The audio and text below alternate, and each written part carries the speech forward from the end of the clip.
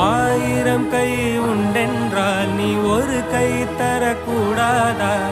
ஈராயிரம் கண் கொண்டாய் உன் ஒரு கண்யனை பாராதா? உன்னில் சரணடைந்தேன் இனி நீ கதியே.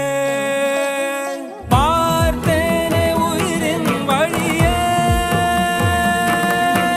யார் கண்ணும் காணா முகமே. கல்